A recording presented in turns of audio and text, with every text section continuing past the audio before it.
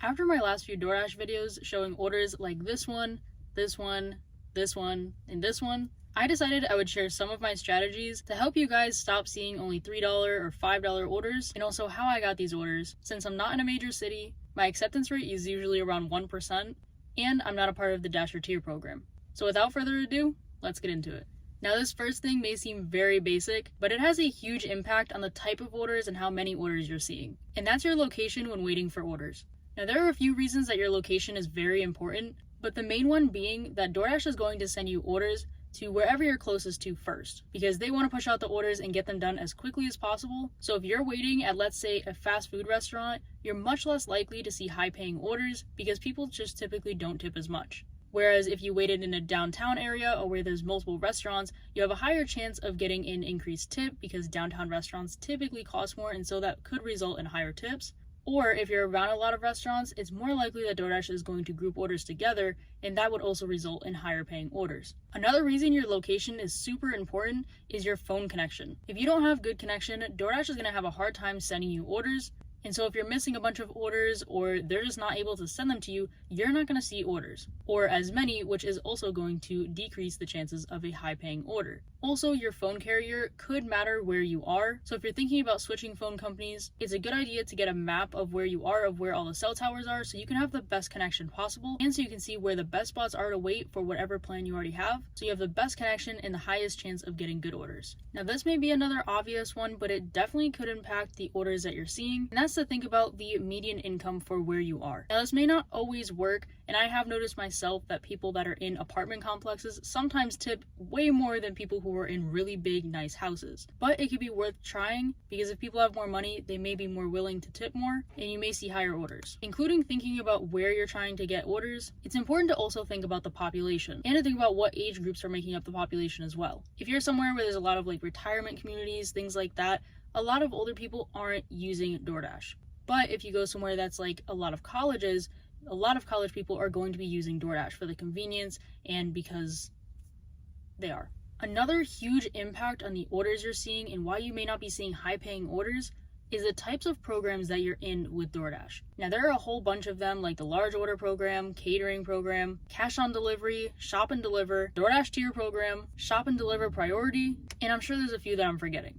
But it is best to have every single one of these turned on, enabled if you can, because the more programs you're in, the more orders you're going to see and the higher chances of getting a high paying order there is. Also, typically with programs like the large order program, you are more likely to see people who are spending a lot more money, and so they may be more inclined to tip. In my experience, I've seen the highest paying orders with the large order program and shop and deliver priority, but I didn't always have shop and deliver priority. That's a recent thing. But even still, just regular shop and deliver orders, having that enabled and having my red card turned on allows me to see a lot more orders. And like I said, I'm not a part of the Dasher tier program because my acceptance rate is always very low, but that's because my main strategy is to cherry pick. Some of the highest paying orders I've received have also been during peak pay, because while yes, you are going to be getting extra money per order, there are a few things that make it not so great. I've noticed in my years of dashing that dashing during peak pay or only during peak pay is a really bad strategy, at least where I am.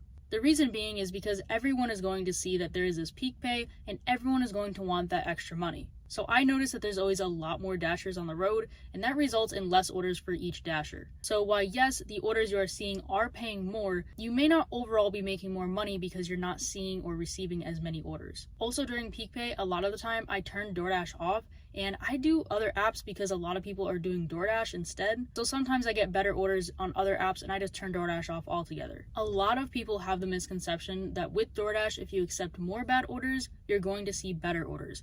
But unlike Instacart, DoorDash is just not like that.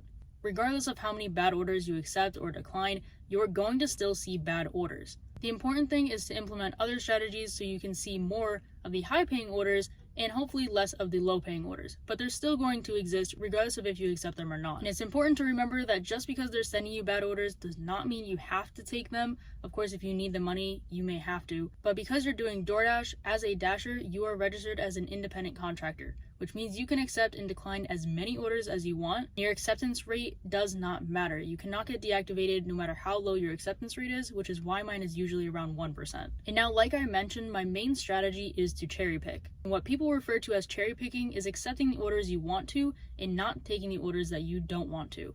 And usually that comes with some sort of strategy or rules you set for yourself so that you only take orders that meet that criteria. For example, a lot of people will only take orders if it's $2 to $3 per mile, so that they're actually profiting after all the costs of doing DoorDash, and so that it's more worth their time. And really, it might be worth waiting the extra 5 minutes for $4 more than it would be to take a lower paying and further mile order. And of course, if you're new to DoorDash, it may take some time to get a feel for what kind of orders they're sending you where you are, and so what criteria would be best to get the best orders for you. Lastly, with DoorDash, it can be really hard to predict exact times every single day that there is going to be an increase of orders. So it's important to just stay consistent and dash as much as possible if that is what you want to do, because the more dashing that you're doing, the more likely you are to see higher paying orders. And especially if you implement all the different things I said throughout this video, like having different programs enabled, making sure you're waiting in a good location, cherry picking orders, and other things like that, you should be able to see more high paying orders. And I know that waiting for orders is really difficult and it can be stressful and just feel really pointless, but sometimes waiting just a little bit longer can give you a better pay and a better order, overall just make you more money. At the end of the day, it's just whatever works for you and where you are, because every location is different. And although I have years of experience and I know that these strategies work,